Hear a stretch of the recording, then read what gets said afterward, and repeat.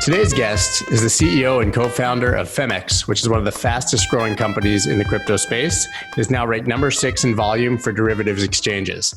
After a 10-year stint at Morgan Stanley, he decided to make the jump to crypto, and I can't wait to hear why he made that decision. So without further ado, I'd like to welcome Jack Tao to the show. Jack, thank you for being here.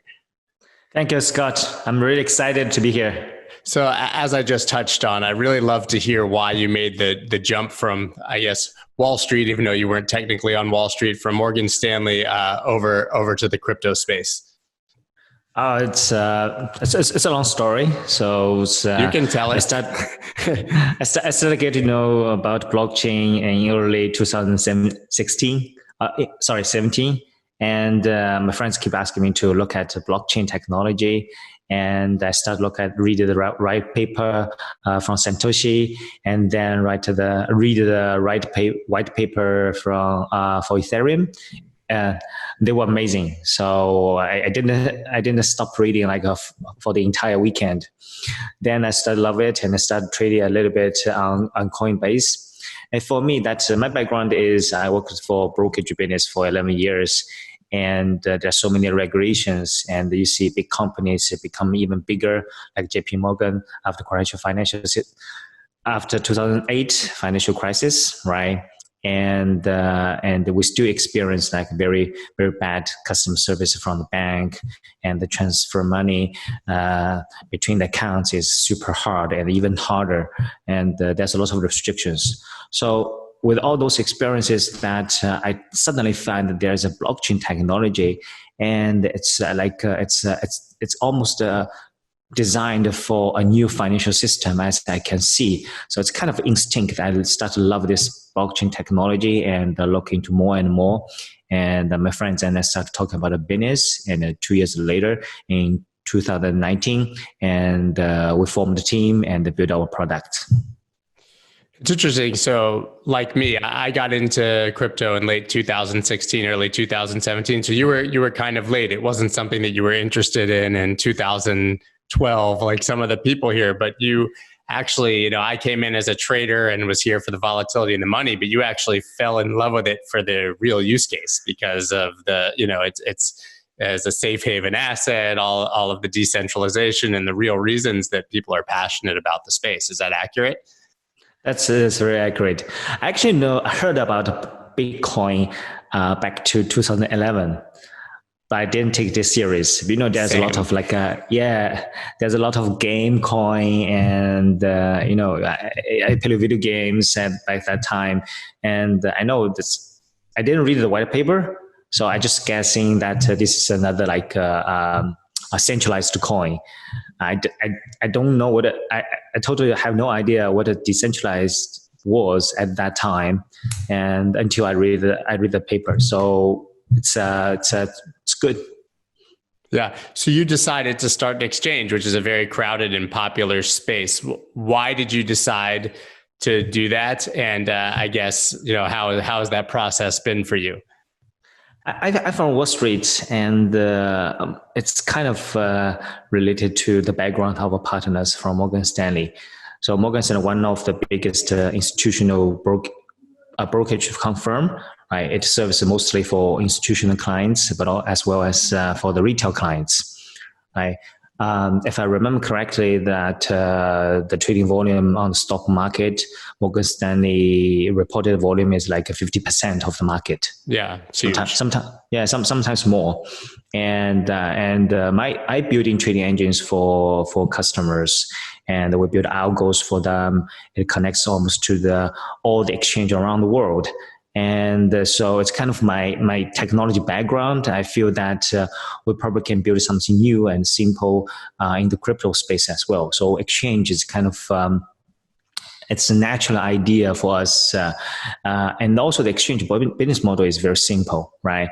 So you provide a service, you charge fees, and so it's very straightforward. You add more, you can provide more data to the clients. So it's not complicated at all, and for us.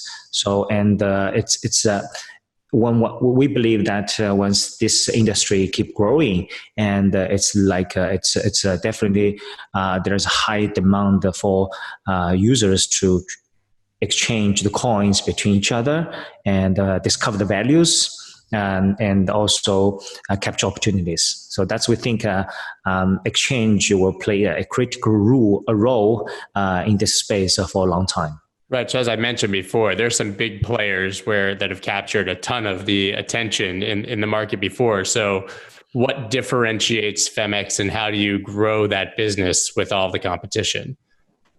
So exchange right now have lots of responsibilities, and you can see lots of exchange have different products. They almost provide all different services, right? But we are mainly focused on trading, including derivatives trading and sports trading. And our goal is not just a service for the criticals. We want to build a financial service onto the blockchain, which means that the products we want to deliver is not just for crypto holders, right? We want crypto holders to be able to invest almost all kinds of different assets around the world, including traditional financial products.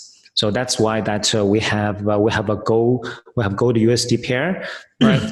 That's the first pair that offer 100 times leverage. So we want to, this is kind of a sign we want to show our users that that's our mission, that's our vision, and to provide a well-rounded, more comprehensive service. And that's the future we think that coming 5 or 10 years. Yeah, some of the major issues that I think a lot of the other derivatives and even spot exchanges have had, especially in 2017, before they were optimized to any degree, the overloads, the exchange freezing, all of these, extremely slow orders, slippage, obviously there's this laundry list of issues that people complain about that exist with crypto exchanges that don't generally exist if you're trading on like TD Ameritrade or E-Trade in the legacy market or something. So how do you resolve those issues and create a better product? Yeah, that's also one biggest problem that back in 2017 that I almost used all the exchange available, Coinbase, GDAX, then later GDAX, and almost everyone. They all have some problem here and there, mainly because one thing the technology, the tech team. I checked their backgrounds. They don't have bank. They don't have Wall Street experience, right? They don't know how to build it. Some developer mainly focus on the web page or database, right? It's not. They don't have enough knowledge how to build the architecture so with this non-stop exchange. The second thing is that it's kind of experience. So building exchange is totally different than building like other applications, right? The reliability and the speed has high demand, and people wanted to trade, wanted to close their position on those peak time. So that's very critical. And they even for now they have this latency issue, and right, even for top three exchanges, you name it, the top three, they have almost outages every month, right? So the way how to make this and how to build the engineer team to deliver good quality of service, it's not easy. It's not easy. It's like maybe people used to use Google, but I only remember once that the Google service went down. Ever. Right? Yeah. It's almost never went down. I only remember once. But that's only certain regions. So people don't know how to build this. It's very difficult to build a kind of service that you trade for 24/7, and you want to trade anytime, anywhere, and the user space is global.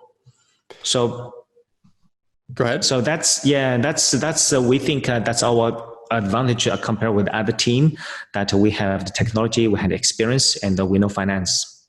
Can you talk about the difference between the different kinds of contracts that you offer and that other exchanges offer for people who might not understand the difference, I guess, between spot futures contracts and perpetual contracts?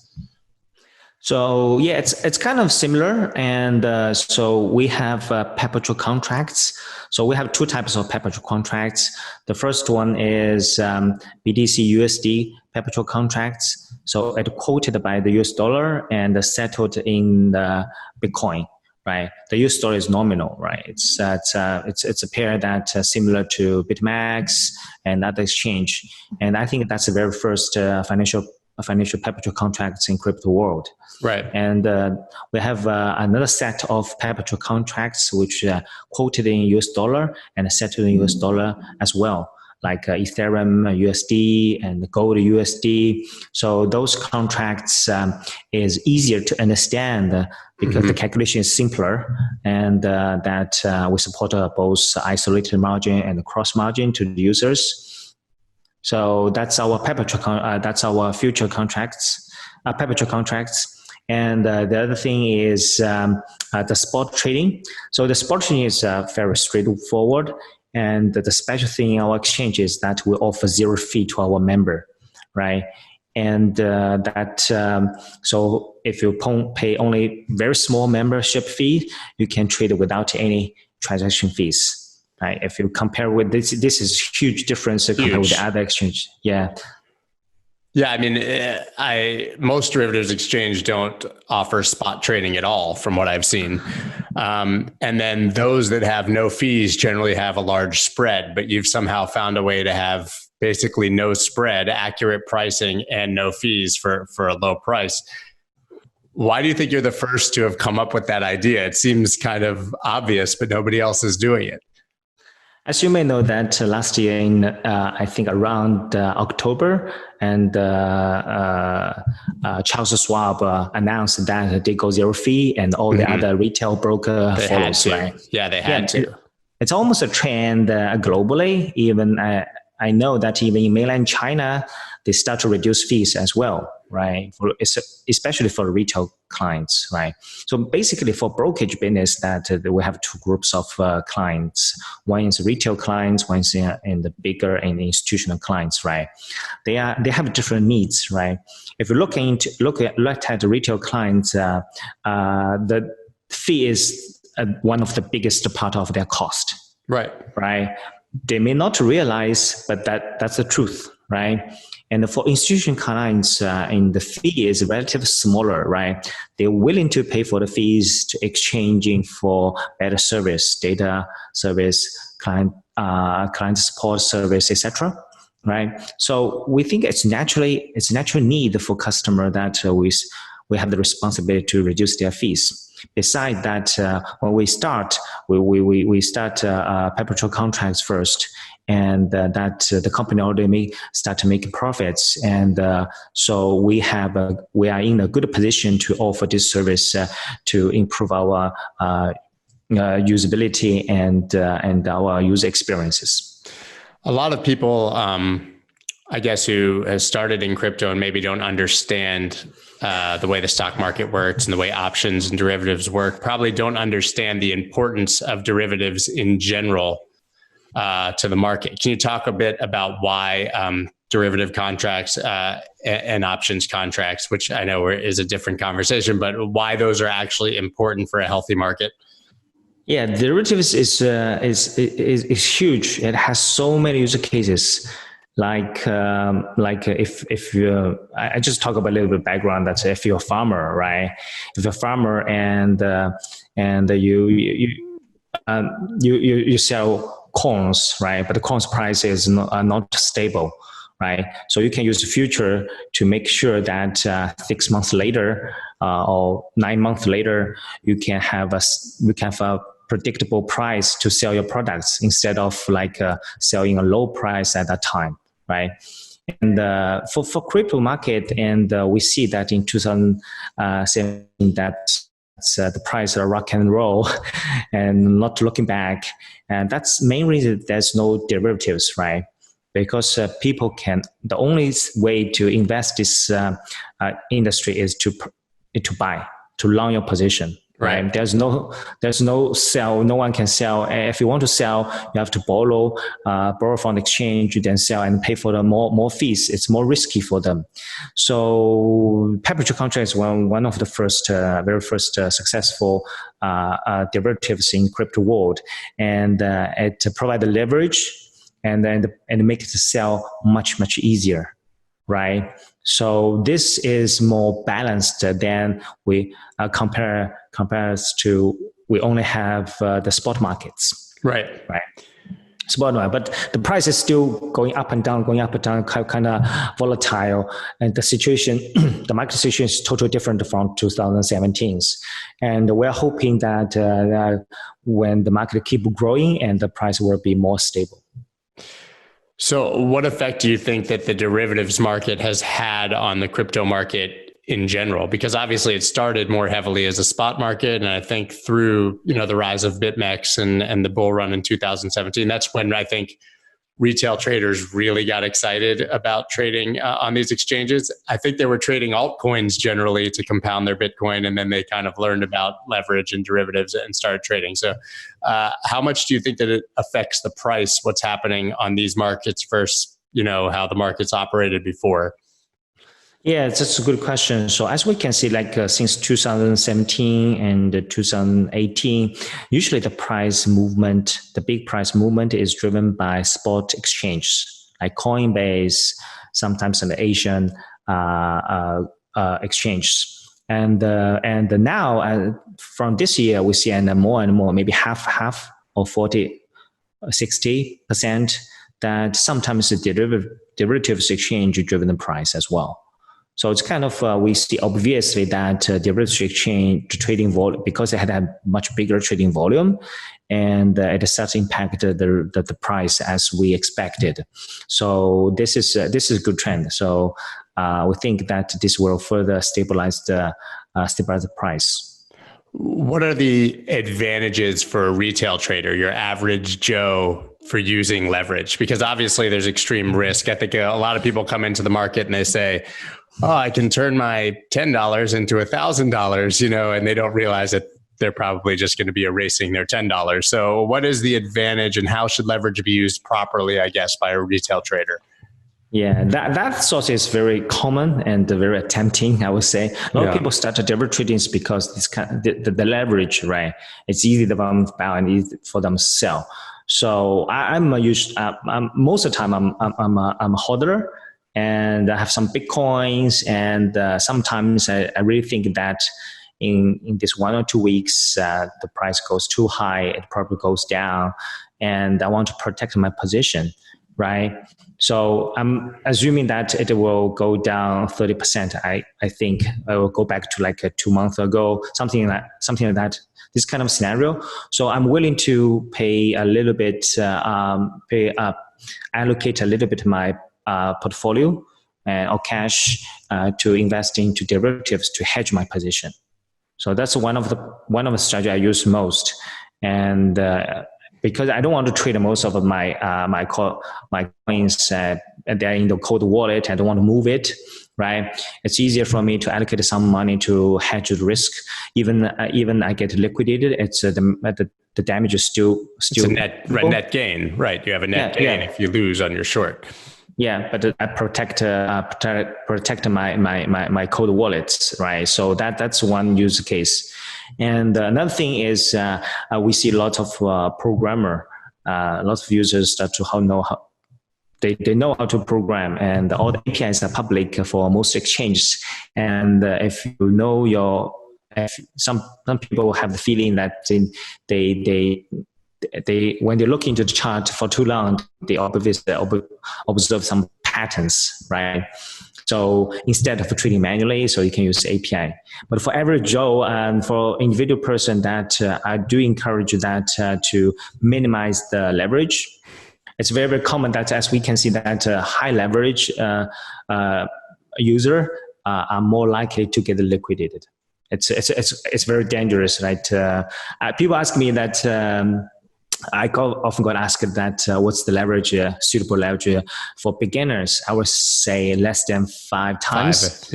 5 times, because that's the leverage we see most institutional clients use. So they're smart, and I believe that that's the right choice. Yeah, think like a whale. Exactly. That's interesting, because I think that your average person is probably using 10 to 25 and sometimes pushing 50. And especially you talk about institutions using 5X. Those are institutions, I'm assuming, trading in other markets that are even less volatile than Bitcoin. I mean, at 10, price can move 10% on a crypto asset in an hour on a crazy day. So that's a liquidation with 10x leverage. But it's interesting. I want to touch on, you talked about hedging, and this is something that I talk about all the time and people never seem to understand, is when you use a short with leverage to hedge, it's emotionally, I find, very easy because, like you said, you actually still want price to go up. You technically want to be wrong.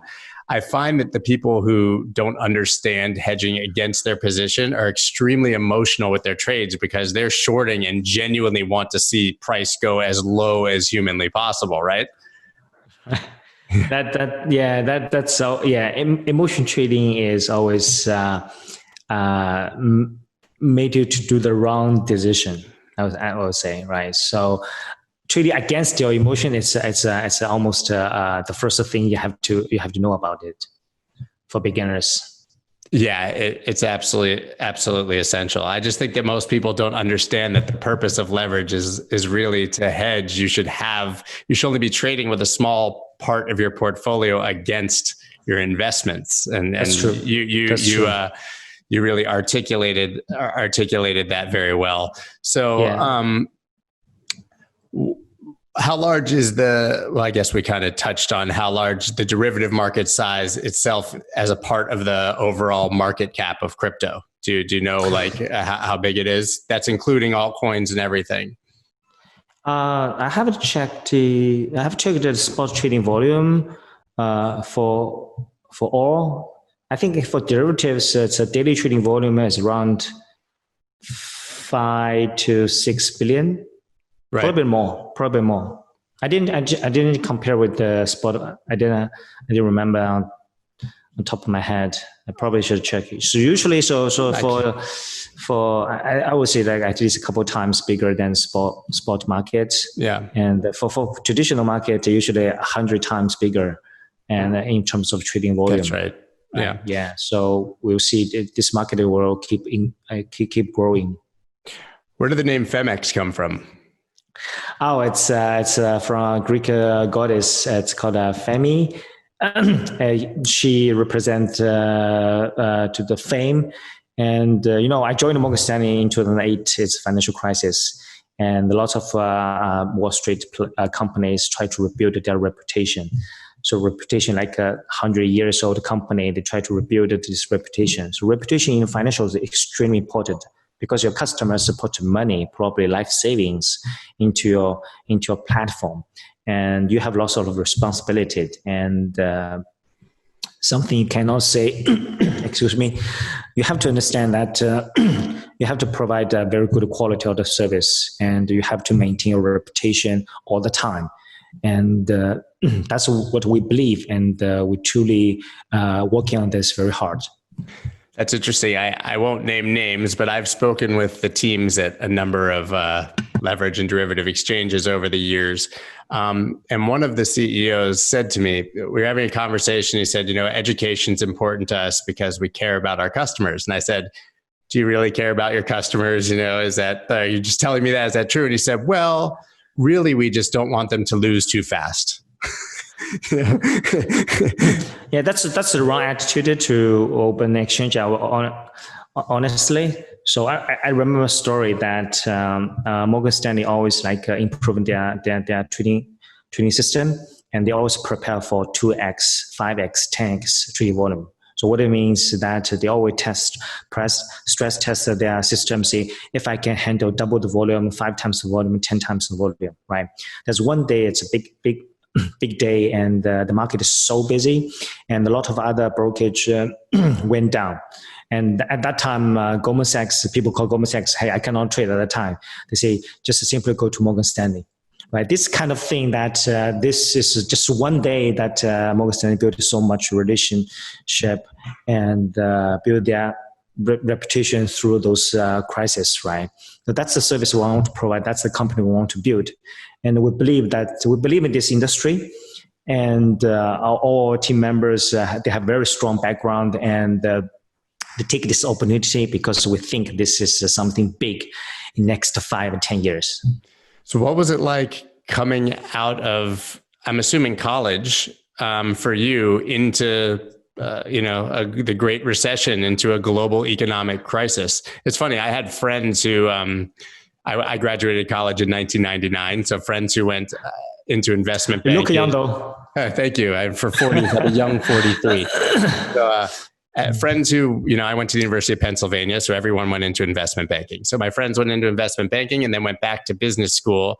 And when they graduated in 2009, couldn't even get jobs as good as their investment banking jobs that they had out of college. Right. Yeah, so what was it like for you coming out of college at that time when jobs were scarce, especially on Wall Street? It's super difficult. And I remember that I was intern in 2007 at Morgan Stanley. And at the time, everyone told me the bonus is good, everything's good. And I joined Morgan Stanley in 2008. And I was in the training program, so I haven't started to really work yet. And then the price, the stock market crashed, and the Morgan Stanley stock market crashed to up, I think, lower up to like $4 or $5. Yeah. And we were wondering, should we rewrite our resume? No, that's something that year changed everything. Regulations. We have to go through a lot of documents, compliance progress to build something. So it totally changed the whole industry. It's very hard, and the package is not as good as before. Right. So I think before financial crisis, we always heard that those big investment bank pay like a huge bonus, but that's not the case anymore. And technology plays a critical role. And I have to go through like a Series 57 exam to be able to sign off my team's application. That I have to sign off their code, sign off their test cases, all those kind of things. So it's tough for banks at that time. And that's how I learned that I saw banks how to change their business model. Morgan Stanley changed huge, and we go through a lot of painful process. And then Morgan Stanley now has a much better position, and their business is very strong. That's given me a good like experiences to understand how to run financial firm. If you do something bad, right? If you do something bad, you think that you can escape away, but looking to those investment bank after 2007, 2008, they're chasing after. They're chased after by the government, and they have to pay a huge amount of fees to settle those cases, and even more than the profit they made before that, right? RoundTheX.com is one of my favorite companies in the entire crypto space. What they do is take all your small purchases and round them up to the nearest dollar and invest that spare change into any of over 30 crypto assets of your choice. They integrate with your favorite exchanges so that you can view various exchange balances all in one dashboard and round up into different assets all at the same time. And they do all this without ever holding any of your Bitcoin. This is by far the best way to dollar cost average into Bitcoin. Go to roundthex.com and use the promo code WOLF for $4 in free Bitcoin after making your first roundup or purchase. That's ROUNDLYX.com and code WOLF for $4 in free Bitcoin. Are you sick of paying ridiculous fees to trade crypto? It's time you try Voyager. It's hands down my favorite place to buy and trade crypto, and it's 100% commission free. Voyager gives you easy access to more than 30 top crypto assets, and you can instantly transfer cash from your bank account so you never miss a trading opportunity. Even better, you can now automatically earn interest on your crypto holdings. Currently, they're offering 5% interest on Bitcoin and 6% on USDC. Yes, you heard that correctly, 6%. And there are no limits or lockups, which means your funds always stay liquid.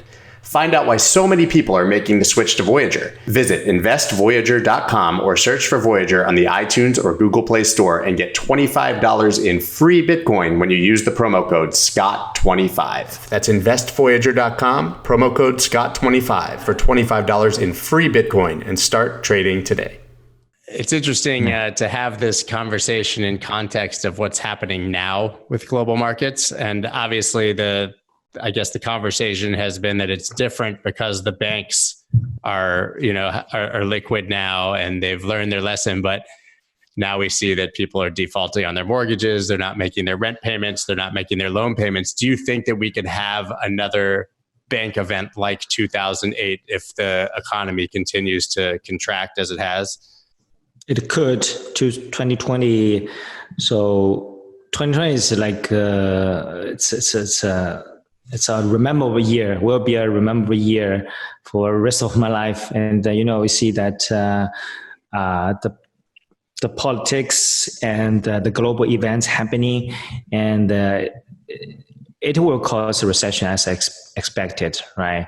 So I remember Chinese government already said the Q1 is down. They probably have a negative increase in terms of GDP. And the stock market seems strong, but there's a lot of signs that the economy is declining, and maybe sharply, and the coronavirus is still ongoing.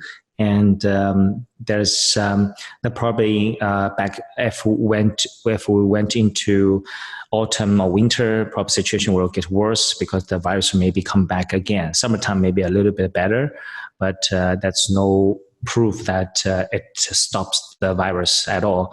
And we still have to wait for the vaccine for maybe another 18 months. So this is that a lot of facts can have another financial crisis, as I can see. So that's why the stock market is so volatile, and the crypto market is also volatile as well. And people have to be cautioned that to invest anything, don't put all your savings into one specific instruments. It's huge. Difficult. Maybe you should allocate more cash in your hands just in case, right?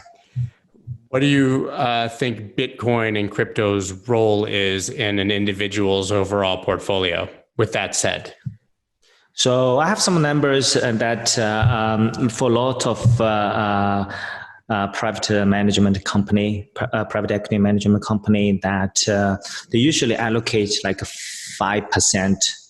5% to 10% assets into cryptos. So I read a analysis report that say they add up all the investment.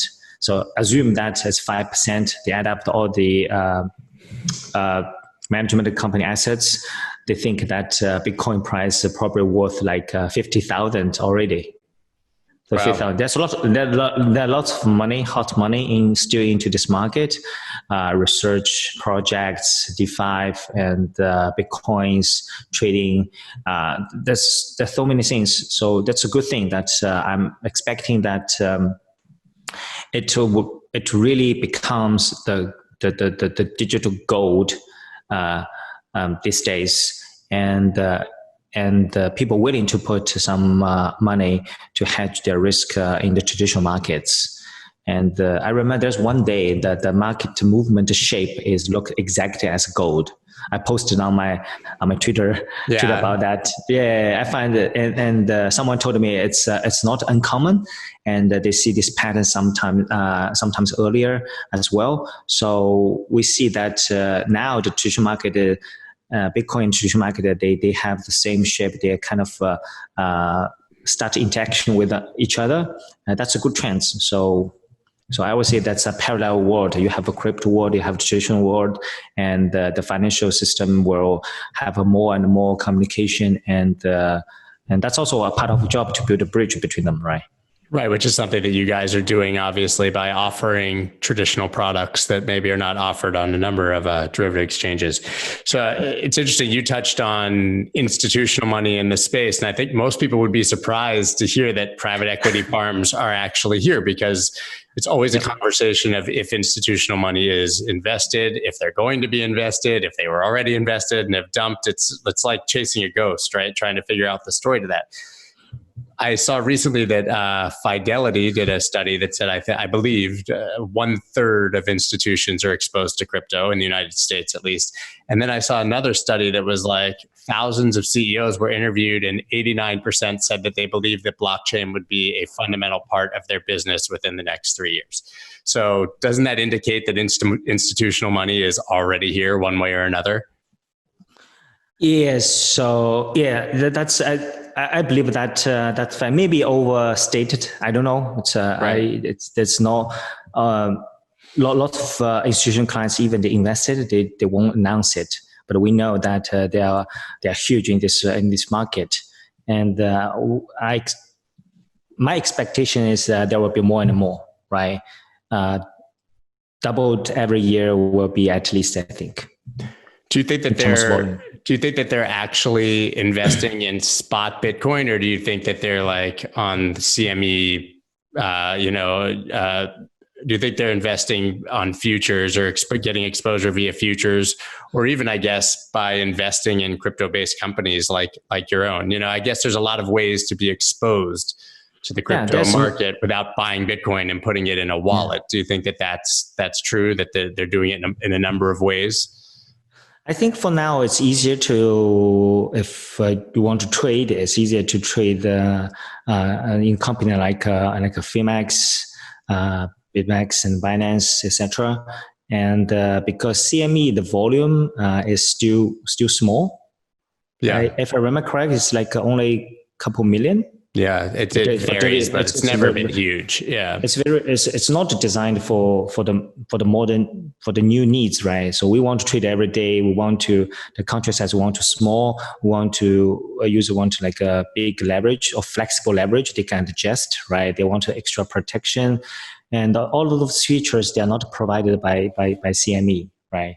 So I do know that there are some customers purchasing for CME because it still have his own reputation, and that's CME's technology is very strong. And if I'm a traditional trader, I definitely will consider CME because that's give me a lot of like confidence to trade, right? And but look, that I would say that the CME got a lot of challenges from the company like us. We operate globally, and it's very easy to access. We provide much more advanced liquidation and insurance mechanism that CME not providing to their retail customers. We have app. CME doesn't have app, right? Right. And, right. That's so. That's why we see that majority trading volume is still in those exchanges like us. And right. So back to your question that we think that OTC market is also a big.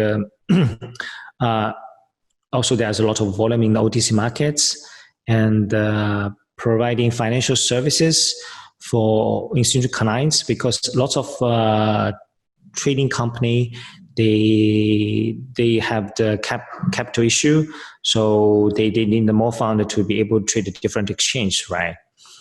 So there's financial needs, and the mining farm, they also have a lot of like products related to cryptos as well. So we always hear about the whales in this market that are moving price and manipulating price and all this thing. How much Bitcoin or how much money do you have to be, do you think, to be a whale in the crypto market? I don't know. It's getting harder.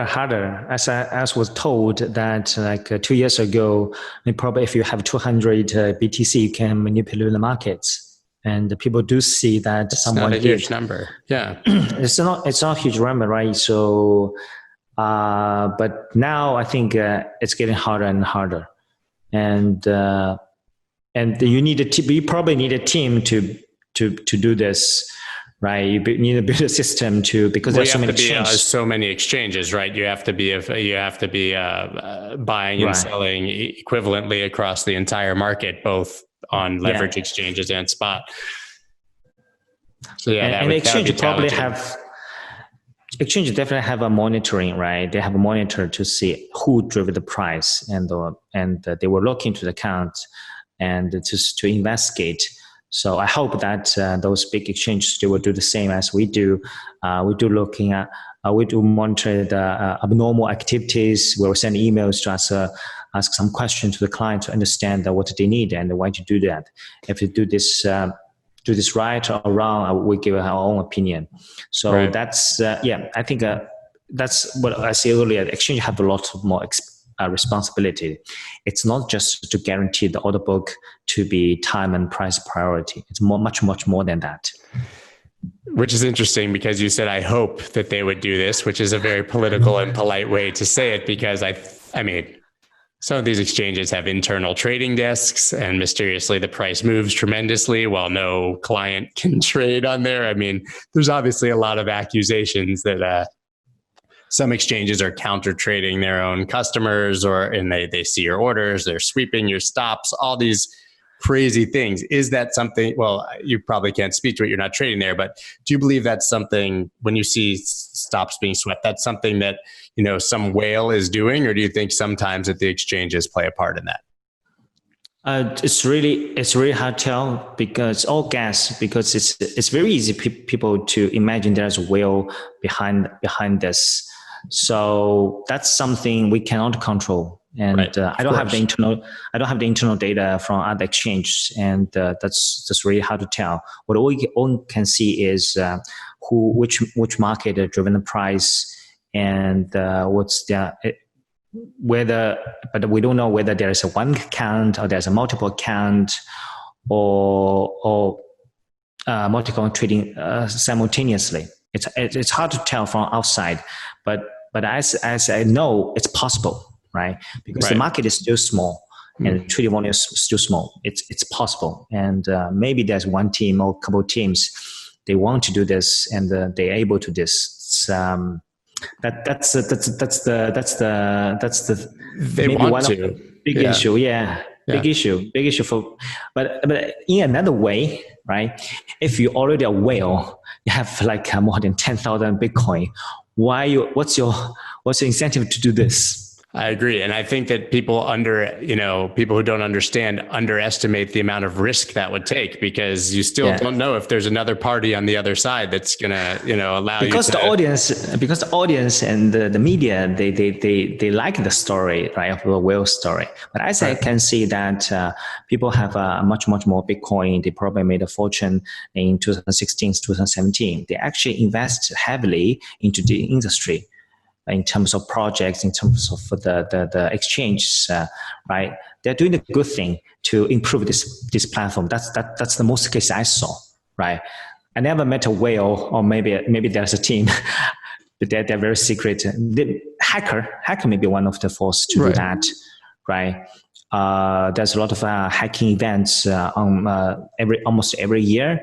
And they may have the incentive to do this, to do the best thing. It's fun, and they think this makes money. I don't know, but the majority people I met, and they really put a lot of resource and effort into this industry. It's interesting you touch on hacking, and I think I was surprised when I read a report recently that said that each year hacking has increased like exponentially. You would think that with all the new security measures and all of these things, that actually hacking would become more difficult, but it seems it's become easier with time in this space, and that as the space grows, obviously it becomes a greater target. No insurance, easy to steal money. How do you prioritize security on your exchange, and how do you secure people's funds? I mean, it seems to be an extremely major challenge. Yeah, so what we do is we hire a third-party security firm to audit our system regularly, right? So almost every month, once we have a new features, we ask them to give us advice to do the test, and that's one of the important thing, because there's a white hat hacker. Right. They protect people, right? They not just protect people; they have the community to know what's the common issues and what's the latest virus they have, right? Some team, they also have a connection with local law enforcement. So if you get hacked and there's a certain chances you can get the money back. Right. That's very important to you, that we keep cooperating with those companies globally, and to ensure the security. That's very important. And The thing is, sometimes it's all engineer work, right? How your team write the code, build the system, have it thoroughly tested. I know a lot of exchange, they don't have a well-rounded testing system. What they do is just manually test some features. It's unbelievable that even for Morgan Stanley, back 10 years, lots of testing is it's not good enough. Right. They have to invest a lot of money into the infrastructure to make sure that the whole progress the code is reviewed, it has the coverage is good enough, and all the cases covers, have manager to sign off, have another specific team to run the tests, right? So that's also another reason. That's just very important. If you do all of this thing, you probably avoid the 99% of the virus and the hacking, right? Another thing is social engineering, right? So our customer service will constantly give them training, right? We have a test email to test if they click the bad link, to make sure that that's what we do. Smart. The first time that I send an email faking address, say please click this link for some training bonus, and some our customer guy will click the button. But they will keep doing the training. They build up a good sense. So what should do, what they cannot do, right? This is very important. You have to do this constantly, almost every 2 weeks. Almost for the new joiner for our company, the very first thing is security, right? Security, and to make sure they understand that security extremely important to financial system, right? Besides that, internally, we also allocate a certain part of our revenue to insurance fund. It's internally, and if customer lose money in terms of hacking, they get hacked, we will fully refund. That's our best effort to help people to avoid this kind of disaster. Yeah, you can't ask for much more than that. So, your company's based in Singapore, correct? But you're in China, right? Is that correct? Yeah, most of the time in Singapore. So I have a meeting in Hong Kong in 2 weeks. That's why I fly to not Hong Kong. Sorry, it's Hangzhou, another city. Alibaba is in that city. So we need to prepare for the meeting. So how do you manage that in context of COVID and traveling internationally into China? Do you have to go 2 weeks in advance and be quarantined? Yeah, we do need to do that. Just in case. So it's hard. Coronavirus make all the business much harder, and we are lucky that our team not get impacted a lot. So that's something good. But I know that a lot of my friends, they all have a small business, they have an ice cream stand, and it's very hard for them. Yeah, it's I have impossible. a friend that in Jersey, and he's running a Rita ice cream franchise, and it's so hard. It's impossible. hard feel sad for him, and hope everything goes well for him. So I'm curious, totally off topic, but something I've always wanted to ask. I know how. I'm curious as to how Americans are perceived in Asia at this point in time, especially in light of the COVID response and the crisis. But just really, really interested to hear what people think about our government and our politics and what's going on here in general. So I lived in New York and Jersey for 7 years before I moved back to Asia. And I think for well-educated people, as I met, they all understand well. It's so politicians' game, right? So different cultures, they very similar. So we have the same goal on freedom, and it's all common. So in terms of Mr. President,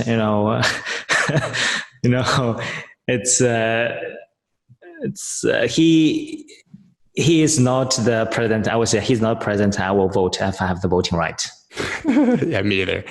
Yeah, he is not helping in this crisis in terms of how he handled in the virus, how he handled the multicultural in this country and the racism. And I would expect a better president to help because American has a lot of responsibility. He's still the number one country in the world, right? If you have this kind of president, a lot of things you cannot do, right? You make chaos into the world. That's terrible. That's something we are expecting American can do more, right? More than this. Yeah, I agree. And living in a country that took the response to COVID extremely seriously, a lot of Americans believe that America has taken it seriously. I'm not one of them. I think that it's been basically a complete joke, but living somewhere where, people respect the government, they socially distance, they wear masks, they do all the things that are obvious and asked for. Again, like, how do they look at the United States response to COVID specifically? Yeah. So most of people I met, they kind of disappointed, Yeah. When America and Australia, they are mocking Chinese government and all the people in Chinese government, and they much appreciate the government effort. And China is almost back to normal. And we have a colleague that is American. He said, "I'm so lucky I didn't fly back." And like he told me that China is one of the safest country right now, right? And that's something totally different from what media is talking about. And so people, when you read the news, you have to understand who wrote the news, right? Those newspapers, they all have their political opinions, and they kind of have a bias, as I can see, right?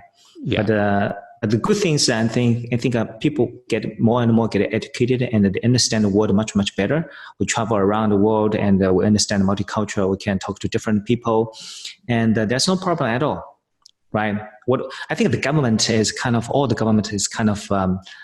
lagging, and they are not they are not prepared for this new generation, right? They think the generation is old. They still can be fooled by those fake news, right? But that's not truth. That's not true. That social media, people can free talk. If you travel around, you understand the different culture. It's very easy. Yeah. You said that your friend joked that he's glad he didn't have to go back to the United States. I remember a lot of people joking that when the SpaceX rocket took off, that those were the two luckiest people on Earth because they were leaving the planet. Yeah. America is still amazing, right? That's the only country can build a company, have the company SpaceX, right? And no other country can do that. So I still believe the American dream. And I think if people go through this political crisis, I think America will be stronger. That's what I believe. I agree. I think that in general, things always trend in a positive direction. It's just it's like looking at a chart of the Dow Jones for 100 years, right? And when you look at context, the Great Depression is like a blip. So I think that, politics, depending on which side you're on, either way, you think the world is ending at the time, but in the end, everything continues on that upward continuum of progress. At least I'd like to think so. So I have one more question, I guess, before I know we got to go soon, but I know you were a trader yourself, but I'm assuming that as the CEO of an exchange, you have some really interesting insight into the behavior of traders and how they act because you're on the other side. I'm wondering if you've learned any lessons by running an exchange that you may not have known when you were just trading by yourself. I haven't traded for a long time. Yeah. So my training is basically test our platform to make sure the functionality was good. I'm more holder, and I don't trade often. Yeah, so maybe just like what your observations from the data you see, the way that traders behave on your platform. I'm just curious if there's anything interesting in trader behavior that you can glean from that? Not particularly, I would say, because I have the data for all the customers back to Morgan Stanley. All right. So nothing surprises you. Yeah. The big thing is that Morgan Stanley have so many trading volumes, so their signal is more accurate. Where they can test their ideas, and that's also something we want to build. But particularly, is we now Phemex has more and more retail clients. Our retail clients volume is one very big, and sometimes even bigger than the institutional clients. And so we do see a lot of common mistakes they made. As I mentioned, high leverage and put a lot of money, keep chasing their losing position. That's the common mistakes people have to avoid. Revenge trading. Yeah. So you see people short. I'm shorting it. Okay, it's up $100 more. I'm shorting it again. Liquidated up $100 more, and then they're eventually right, and it goes down, but they have no money left by the time it does. Yeah. Basically, right? I do have one observation is that if you hold a selling position, it's more likely to make money. Really?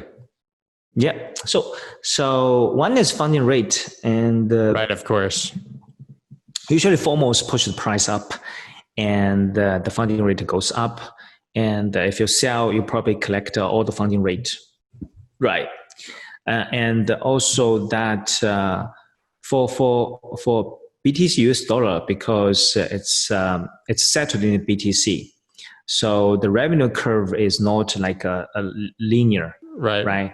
For short position, you have advantage, right? You have an advantage for earning Bitcoin versus earning dollars, basically. Right. So that's another reason. The third reason is that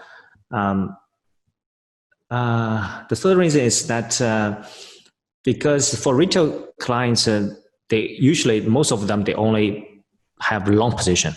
Right. They're bullish, inherently bullish. Yes. The bullish, it's kind of against their common sense to have a sell position, but that's the advantage of the selling. And if you sell at the right point and then manage your liquidation price, it will be profitable. So that's what I saw. Because we have some stats that people tend to have a short position, they are more likely to have profits. That's really interesting. And and for anyone who's trying to compound their gains in Bitcoin versus in dollars, shorting does that more effectively as well, correct? Yeah. That's interesting. All right. Well, so where can people keep up with you after this, follow the exchange, get on the exchange and test it out? What's the best place for them to reach you guys? Oh, so our homepage have all our media communities and Telegram. People ask questions, we answer the questions over there. There's actively like hundreds of users talking about ideas and the products over there. And our Twitter is updating almost every day that have introduced new products, new events. Sometimes there's a campaign, there's some airdrop, and it's all happening on there. And that's two main thing. And in our YouTube, there's some educational materials that you can check. So almost everywhere. And where can people follow you? For me, I'm actively on both Twitter and Telegram. So awesome. You can follow me on Twitter. Perfect. Yeah, I mean, I have to say that obviously it's been a pleasure for me working with your team personally. And it's the only exchange that I've enjoyed trading on in years. And it's incredible to me how good the customer service is and how receptive you guys are to feedback from your clients, which is something that I've never seen elsewhere. It's really been very impressive. So I hope that a lot of people come and join and get in and start trading there. We do appreciate your trust and the support. We're kind of a late joiner to this industry, and we only established only less than 1 year, and our products launched only less than 7 months, right? I think 7 months, and this it's huge for it's. We feel very appreciated and fortunate. Very lucky that we got so many recognition and a lot of people trust us and to help us to grow. And that's this kind of relationship is very important to us. Thank you very much. Maybe thank you. You're welcome. But maybe you've had the benefit because you're late. You've been able to see all of the mistakes that the people before. Well, yeah, that's true. That's true. We try to avoid all the mistakes, the common mistakes that people made, and that's all another advantage as you can see. Yeah. Well, thank you so much for taking the time. I know that it's the opposite side of the day for you, and you're probably just getting going while I'm getting ready to go to sleep. So I do appreciate you taking the time this morning for you to talk to me. So thank you. Thank you, Scott. Follow up and do it again. Thank you. Thank you. Have a good night. You too. Let's go.